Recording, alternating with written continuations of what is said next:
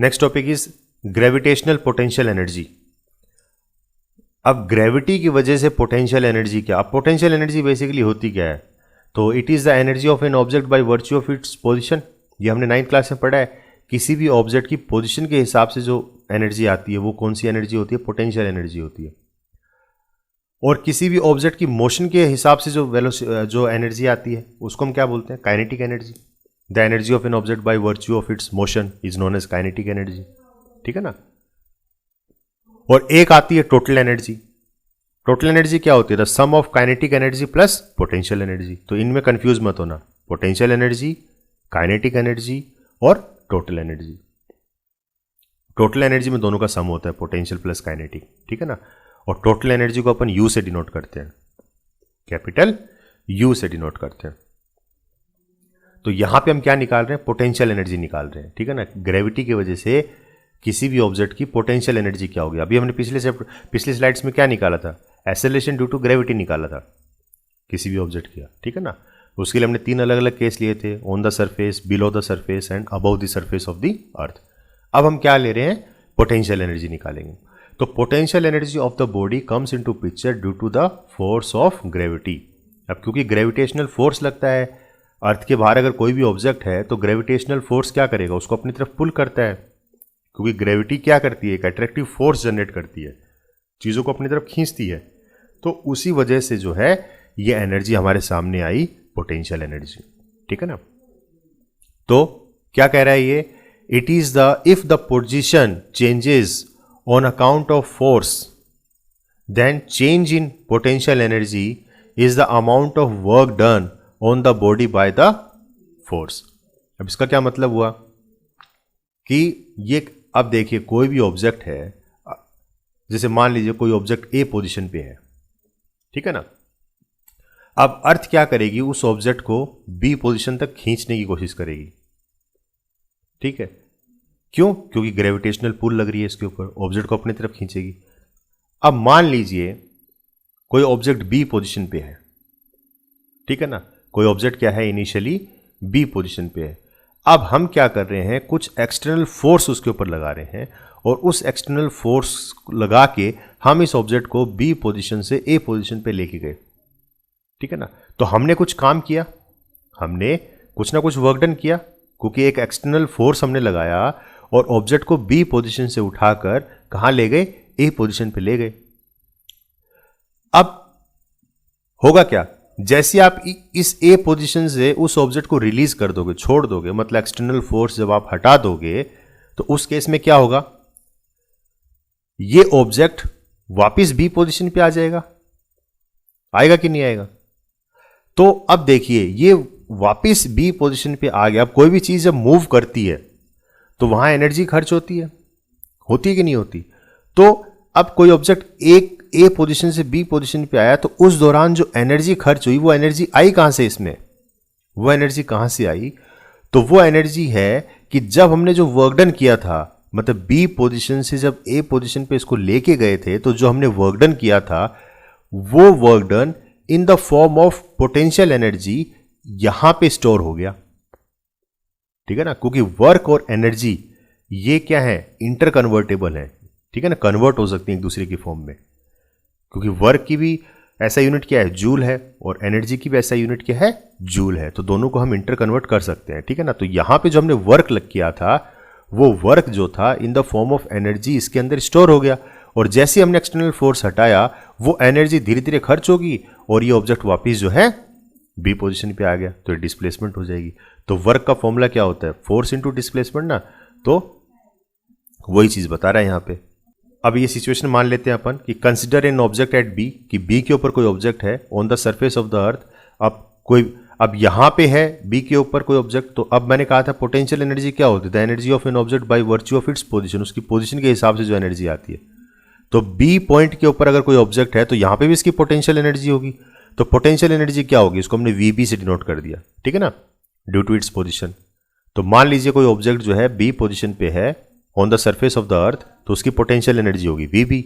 Now some external work is done against gravity to move the object at A above the surface of the earth. ठीक है ना, कुछ external force लगाया gravity के against और हम इस ऑब्जेक्ट को बी से ए पे लेके चले गए, तो अब ये नई पोजीशन आ गई, तो इस पोजीशन के हिसाब से इसकी एनर्जी क्या हो गई, वी ए, ठीक है ना, due to its position, potential at A. तो वर्क डन को हम कैसे लिख सकते हैं, तो this work done is stored in the form of potential energy at A, ठीक है ना। तो ये जो वर्क डन है ये यहां पे जो अभी मैंने बताई आपको कि वो यहां पे जो है पोटेंशियल एनर्जी के फॉर्म में स्टोर हो गया ए पोजीशन पे, तो इसको हम कैसे लिख सकते हैं, तो WBA, the amount of work done in moving the object from B to A can be written as VA minus VB, ठीक है ना, VA minus VB, क्योंकि VA की इसका पोटेंशियल डेफिनेटली ज़्यादा होगा, तो ज़्यादा में से कम को माइनस कर देंगे, तो ये हमारा वर्क डन निकला है, ठीक है। तो इसको हम ऐसे लिख सकते हैं, क्लियर है। और ये चीज़ हम पीछे पढ़ चुके हैं, ये फॉर्मूले अपन पीछे पढ़ चुके हैं पिछले चैप्टर्स में। अब देखिए आप, अब ग्रेविटेशनल पोटेंशियल एनर्जी का मैथमेटिकल एक्सप्रेशन अब निकालने की कोशिश करेंगे।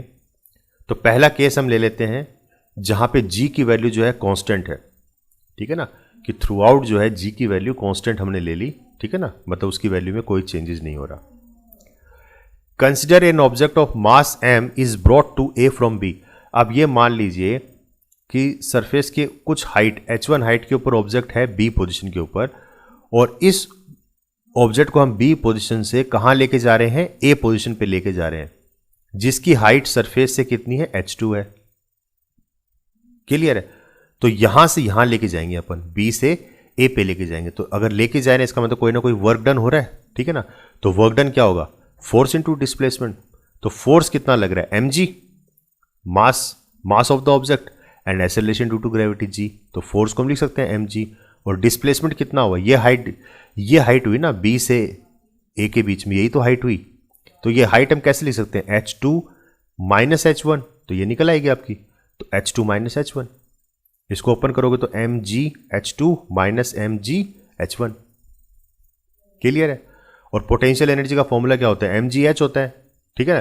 तो mgh2, तो mgh2 किसकी पोटेंशियल आ गई, इसकी ए पोजीशन पे, तो potential at A, minus mgh1 क्या है, पोटेंशियल एट बी। तो देखिए इस केस में वही रिजल्ट आ रहा है, इस केस में भी वही रिजल्ट आ रहा है जो हमारा पिछली स्लाइड में आया था, ठीक है। तो ये तो था केस जब g की वैल्यू हमारी कांस्टेंट हो। अब दूसरा केस ले लेते हैं जहां पे g की वैल्यू जो है कांस्टेंट नहीं है, बल्कि क्या है, वेरी कर रही है, मतलब चेंज हो रही है। तो सेम वही सिनेरियो है कि b एक ऑब्जेक्ट है, एक ऑब्जेक्ट बी पोजीशन पे है और उसको हम कहां लेके जा रहे हैं, ए पोजीशन पे लेके जा रहे हैं। तो अब इसको हमने वेक्टर फॉर्म में इसको रिप्रेजेंट कर दिया, ठीक है ना। तो देखिए जब वेक्टर फॉर्म में रिप्रेजेंट करते हैं तो आप इस तरीके से समझिए इस चीज को, ये वेक्टर रिप्रेजेंटेशन है कि ये दो पोजीशन है, एक तो ए पोजीशन और एक बी पोजीशन। तो ओरिजिन से जब अपन देखते हैं तो इनको हमने कैसे रिप्रेजेंट कर दिया, R1 से। तो R1 क्या शो कर रहा है, पोजीशन वेक्टर है किसका, बी का, और R2 क्या है, पोजीशन वेक्टर है ए का, मतलब ये पोजीशन शो करता है, ठीक है ना।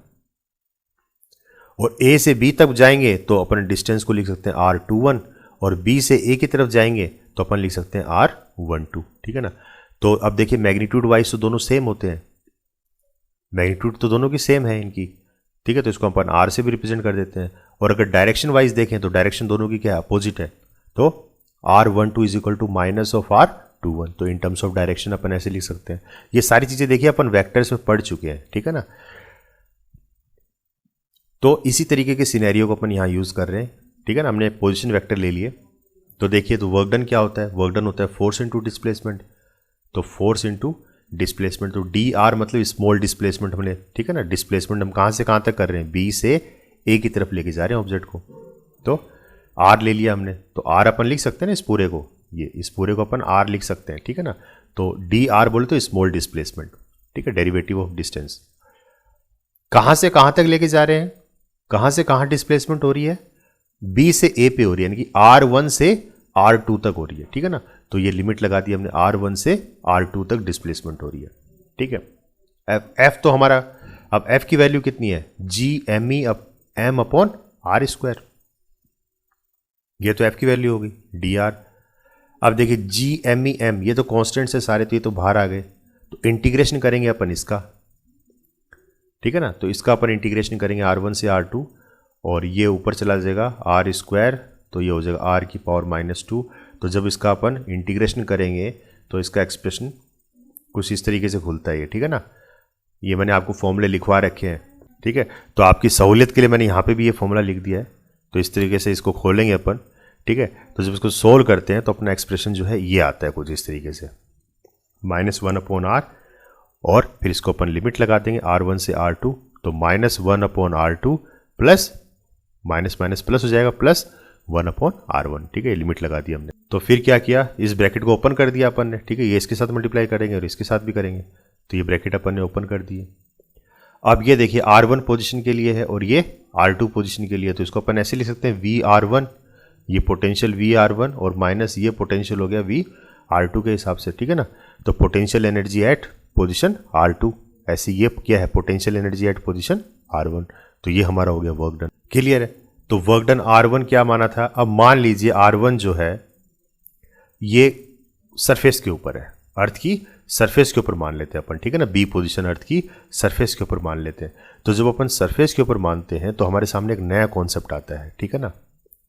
If B is at the surface of the earth then VR1, ये जो है ये पोजीशन वेक्टर था बी का, ये क्या हो जाएगा, 0 हो जाएगा। अब ये 0 क्यों होता है, तो यहां पे ये रोल प्ले करते हैं, V0 से भी इसको डिनोट करते हैं अपन।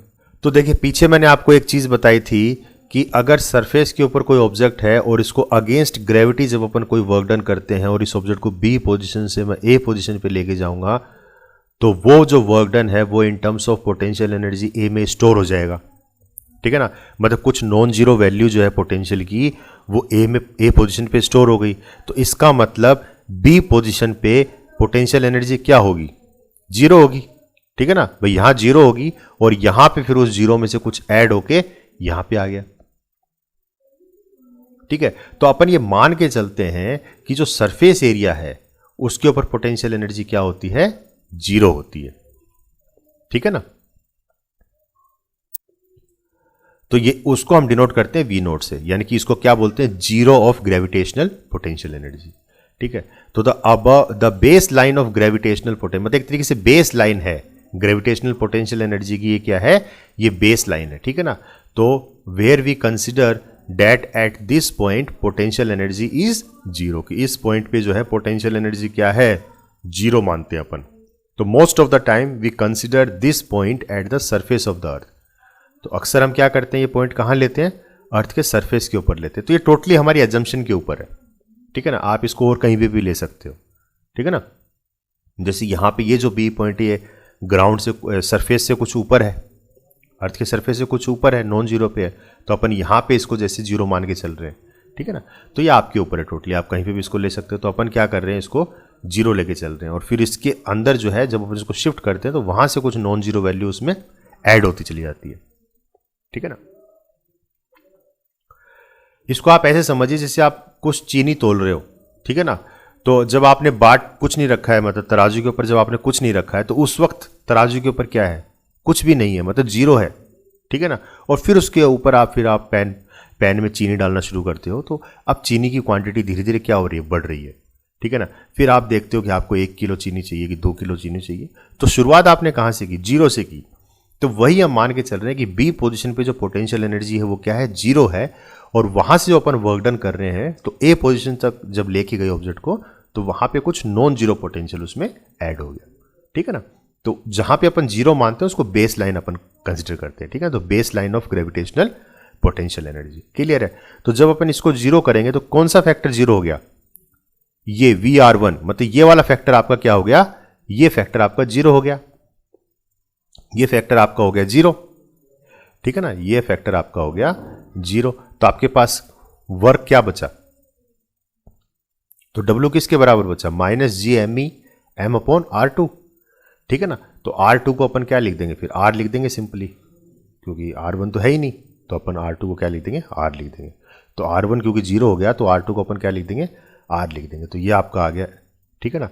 तो ये आपकी क्या ही वर्क डन आई। और वर्क डन क्या होती है, एनर्जी होती है। वर्क डन ही क्या होता है, एनर्जी भी होती है। तो एनर्जी को अपन, और एनर्जी कौन सी है, पोटेंशियल एनर्जी है। तो ये हमारा एक्सप्रेशन आ गया ग्रेविटेशनल पोटेंशियल एनर्जी का। क्लियर है? तो इस एक्सप्रेशन से हम क्या कंक्लूड करते हैं कि जो ग्रेविटेशनल पोटेंशियल एनर्जी है वो किसके ऊपर डिपेंड कर रही है? मास ऑफ द ऑब्जेक्ट, कि ऑब्जेक्ट का मास कितना है, ठीक है ना? तो directly proportional to mass of the object. अब देखिए, ये तो एक्सप्रेशन आया ग्रेविटेशनल पोटेंशियल एनर्जी का, ठीक है ना? अब एक नया कॉन्सेप्ट आता है हमारे सामने, ग्रेविटेशनल पोटेंशियल, ठीक है ना? Gravitational potential. तो ग्रेविटेशनल पोटेंशियल क्या होता है कि जब अपन मास को क्या करते हैं, यूनिटी कर लेते हैं, मतलब एक सिंगल वन वैल्यू उसको रख देंगे, तो उस वक्त जो एक्सप्रेशन आएगा उसको अपन क्या बोलेंगे? ग्रेविटेशनल पोटेंशियल बोलते हैं, ठीक है ना? तो gravitational potential due to the gravitational force of the earth is the potential energy of a particle of unit mass at that point, ठीक है? तो मास को हम क्या कर देंगे, यूनिटी ले लेंगे, यहां पे वन ले लेंगे, तो जो ग्रेविटेशनल पोटेंशियल एनर्जी ये हो जाती है -gm/r, ठीक है ना? तो यहां पे कैपिटल M क्या है, ये मास ऑफ अर्थ है, ठीक है ना? ये मास ऑफ अर्थ है। तो यही हमारी क्या बन गई फिर, ग्रेविटेशनल पोटेंशियल बन गया, क्योंकि यहां पे जो मास था वो मास ऑफ ऑब्जेक्ट हमने वन ले लिया था, ठीक है ना? तो ये हो गया ग्रेविटेशनल पोटेंशियल। एक छोटा सा कॉन्सेप्ट है, ठीक है?